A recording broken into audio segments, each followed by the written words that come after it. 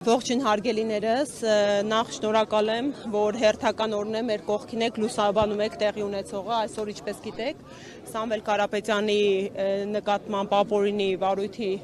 դատաքննության շարունակությունն է, նախորդ նիստը 3 առաջորդն էր ու մեզ համար անհասկանալի պատճառներով դատական նիստը ընդհատվեց ու տեղափոխվեց այսօր։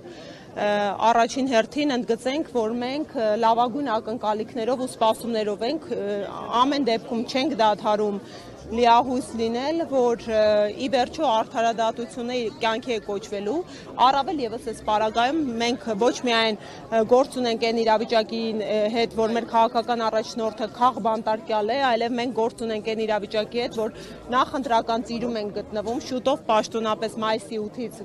քարոզչությունն է սկսվելու, որևէ մեկի համար գաղտնիք չէ, որ այսօրվա դրությամբ մեր քաղաքական ուժեղ Հայաստանը առաջատար է ընդդիմադիր շարքներում եւ հանրային աջակցություն է վայելում մեծականակ, դրա մասին վկայակոչում է օրեր առաջ տեղի ունեցած բազմահազարանոց հանրահավաքը, միասնության հանրահավաքը ու հենց այդ հանրային միասնության ու համերաշխության հիմնական տեսլականով հենց մեր երկրի առջև ծառացած հիմնական խնդիրներ են փոփոխությունների իրականացման պահանջով էլ մենք մեր քաղաքական ուժը ձևավորվել է, մեր քաղաքական առաջնորդը հայկական ինքնության ու հայկական արժեքների պաշտպանության վահանն է ձեռքին վերցրել, ինչի նպատակով անձնական ազատությունն է զոհել։ Այնպես որ առաջնային նպատակը այստեղ գտնվելու Սամվել Կարապետյանի ազատության պահանջն է, իսկ օրեր առաջ դուք տեսաք, թե ինչ հետապնդումներ ու քաղաքական միջամտություններ մեր նկատմամբ։ Դեպēc այդ ձայնագրություններին կանդրադառնանք, որովհետև այնտեղ հայտարարություններ են արվել, որոնք իրոք պարզաբանման կարիք ունեն։ Եվ ուզում ենք հասկանալ, դուք դրանք համարում եք աղճատված ձայնագրություններ, կոնտեքստից կտրված, թե իսկապես նմանատիպ խոսակցություններ եղել են թե։ Նախ շնորհակալություն հարցադրման համար, ես այս ամենը ընդհանրապես իրավական գործընթացի հետ աղերս չունեցող պրոցեսներ են որակում ու որ ընդհանուր բովանդակությանը չեմ ցանկանում այս իրավիճակում անդրադառնալ, որովհետև մենք այնպիսի իրականությունում ենք ապրում, երբ ցավոք սրտի, դա իմ որպես իրավաբանի, որպես Հայաստանի Հանրապետության քաղաքացու անձնական մեծ ցավն է, որ նախաքննության ընթացքում ականատես ենք եղել ձայնագրության հրապարակման, որը նախաքննական գաղտնիքի գործողության դադարից հետո պարզվել է, որ այդ ինչպես արդարացիորեն նշեցիք, աղճատված է, մոնտաժված է եւ տարբեր խոսակցությունների հատվածների մեկտեղում է։ Հետևաբար հնչում մարդկանց վերաբերյալ, որոնք այսպես մեղմ ասած ոչ ընդունել են։ Հիմա ինչ կհերքում եք, որ նման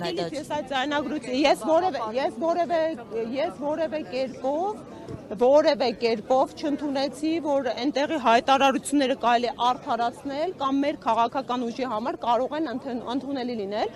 Կարծում եմ դուք զանգվածային լրատվության միջոցների ներկայացուցիչները արձանագրել եք, որ մենք այն քաղաքական ուժն ենք, որ հենց այդ խոսույթի բարեբարքությունը մեր քաղաքական դաշտն ներմուծեցինք։ Եթե դուք իրադարձությունների զարգացմանը հետևել եք, անգամ պարոն Կարապետյանի, Նարեկ Կարապետյանի կողմից սկզբում մեր ձևով հասարակական շարժման, այնուհետև ուժեղ Հայաստան կուսակցության համակարգման ողջ գործընթացում մեր քաղաքական ուժի կողմից հենց մենք դրանով ենք առաջամարտիկը, որ բացառապես բարեվարք բառապաշար են կիրառում ու անգամ քաղաքացիական պայմանագիրը հասկանալով, որ հանրությունը այո խնդիր ունի այդ բարեվարք մոտեցման, իրենք բարեվարքության էթիկետ ընդունեցին, հա։ Ինչն էր նպատակը այդ բարեվարքության էթիկետի, նպատակը, որ իբրև թե ճակերտավոր իրենց խոսույթն էլ ֆիլտրեն, բայց այնուամենայնիվ իրենց դա չի հաջողվում, որովհետև այդ բարեկրթությունը մարդը, այդ դաստիարակությունը մարդը ի սկզբանե պետք է ունենա, ու մեր որդեգրած քաղաքականության առաջնային հիմնապատճառներից մեկը ու ձևաչափը, այո, բարեկրթությունն է, փոխարգալից միջավայրն է։ Մենք հենց սրա դեն ենք պայքար մղում, մենք հենց նման խոսույթի դեմ ենք պայքար մղում։ Իսկ դուք կներեք, ինչու եմ ասում, որ չեմ մեկնաբանում, որովհետև այս երկրում ի վերջո պետք է, հա, լինի ամեղության կախաբար, ի վերջո պետք է լինի նախաքննություն։ Իսկ ինչու չեք կարծում, որ հնարավոր է այդ ձայնագրությունները բնավ մեր քաղաքական ուժի հետ կապ չունեն։ Իսկ ինչու չեք կարծում, որ այդ ձայնագրությունները Ինչու ոչ, ասենք ենթադրաբար ներդրված սադրիչների խոսակցություններ են։ Որևէ մեկը կարող է բացառել այդ վարկածները, ոչ, չի կարող, որ փորձելու եք այո, եթե գնա նախաքննությունը, հա, այսպես արդար ու պարզվի, որ այդ ձայնագրությունները ճիշտ են, ինչ որ պատասխանատվության կենթարկվեն այդ անձին ովքեր։ Ժորժ ջան, մենք քաղաքական ուժ ենք,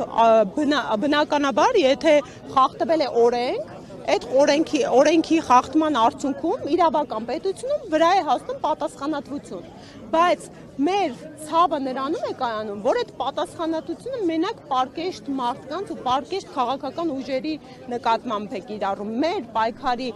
հիմնական նպատակը այն է, որ երկակի ստանդարտներ են կիրառվում։ Օրինակ, մեր պարագայում դուք օրինակ է տեսաք, հա,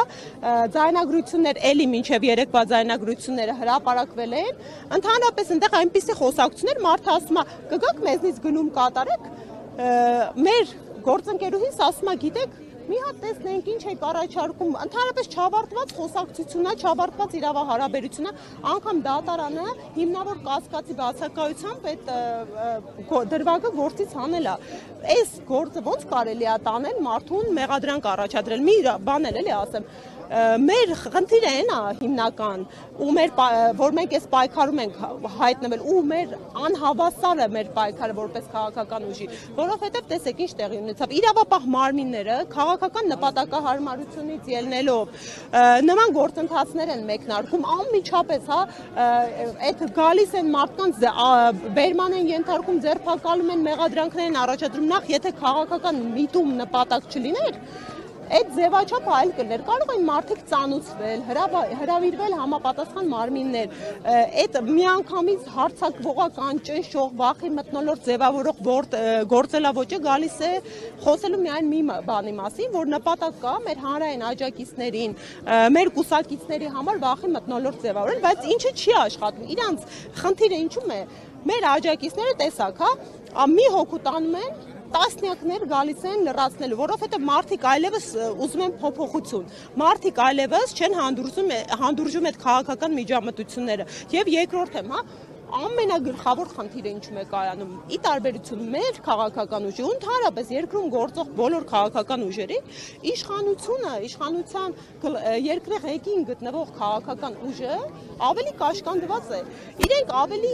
պետք է կաշկանդված լինեն ըստ մարդու իրավունքների եվրոպական դատանի, ըստ միջազգային պրակտիկայի, ըստ ներպետական իրավունքի անելու հայտարարություններ։ Իսկ իրենք ինչ են անում։ Հարուցում է քրեական գործ, այդպիսի ձայնագրության արտահոսք է լինում ու վերցնում են այդ ձայնագրությունները համ դատախազ են, համ քննիչ են, համ դատավոր են, սկսում են բարձր պետական ամբիոնները, որոնք միտված են եւ որոնք ստեղծվել են պետական հարցեր, մարդկանց խնդիրներ լուծելու համար, այդ ամբիոններից սկսում են մանիպուլյացիոն հայտարարություն անել, պիտակավորել, վիրավորել թե մեր երկրի քաղաքացիներին եւ առավել եւս մեր քաղաքական ուժի նկատմամբ մանիպուլյացիոն տրամադրություններ ձևավորել։ Նշեցիք, որ աղճատված է։ Հնարավոր է ձեր ուժի կողմից այդ ձայնագրությունները ենթադրյալ փորձաքննության ենթարկվի, իսկությունը կամ ընդհանուր կոնտեքստը հասկանալի լինի ինչի մասին է խոսքը։ Հարգելիս, բնականաբար մենք դատավարություն է գնալու եւ փաստաբաններով, ովքեր այդ գործերով ներգրավված են, կարծում եմ ամբողջ դատաքննության ընթացքում մարդու իրավունք, հիմնարար իրավունքների առաջնորդվելով այդ ողջ գործընթացներին թե փորձաքննությունների ձևաչափով, թե ընդհանուր մարդու իրավունքների պաշտպանության ձևաչափով մասնակցություն կունենան քաղաքական, այսպես վերջերս Իշխան Սաղաթելյանը կոչ արեց, ասում է ընդդիմադիրներին, միասնական հանրահավաքի, ձեր ուժից կարծես արձագանք այդպեսին չի եղել, ինչ կասեք սրա համար։ Հարգելիս, մենք օրերս հենց միասնության, դա մեր օրակարգն է, միասնությունն ու հանրային համերաշխությունը, միասնության վերտառությամբ բավական հաջողված ու հանրային աջակցություն ստացած հանրահավաք այցինք ու ինչի համար շատ շնորհակալ եմ մեր քաղաքացիներին, իմ հայրենակիցներին, իրենց ողջամիտ, գիտակից ու հայրենատեր լինելու համար։ Եվ բոլոր ուժերը ազատ են, հրապարակները բաց են, մենք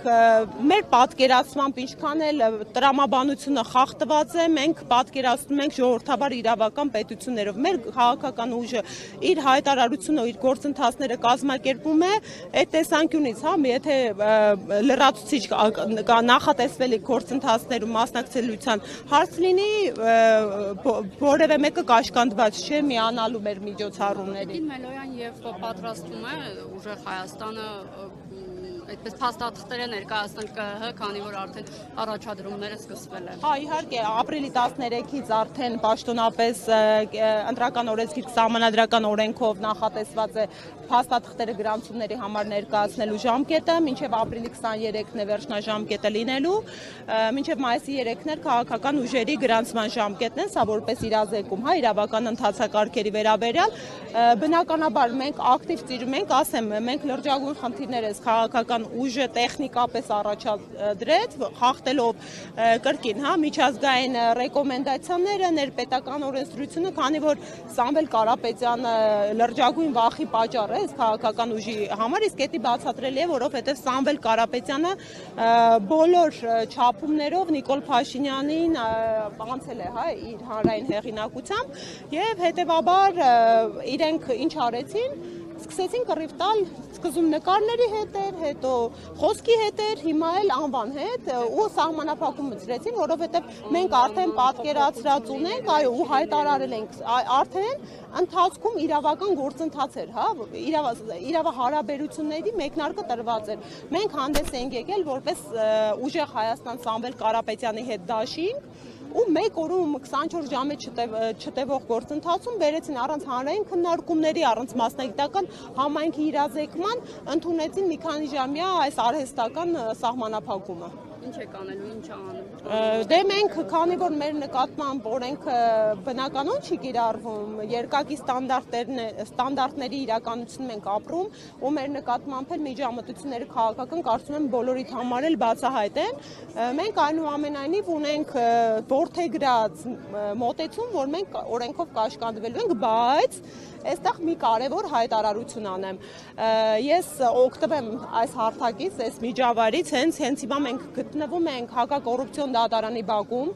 Ես դիմում եմ մեր երկրի բոլոր դեսպանատներին, բոլոր պետությունների ներկայացուցիչներին, միջազգային կառույցների ներկայացուցիչներին, մենք զեկույց ենք պատրաստել մեր քաղաքական ուժի նկատմամբ իրականացվող հետապնդումների վերաբերյալ, մեր նկատմամբ տարբեր միջամտությունների վերաբերյալ եւ իշխող ուժի կողմից սահմանափակումների խախտումների վերաբերյալ այդ զեկույցը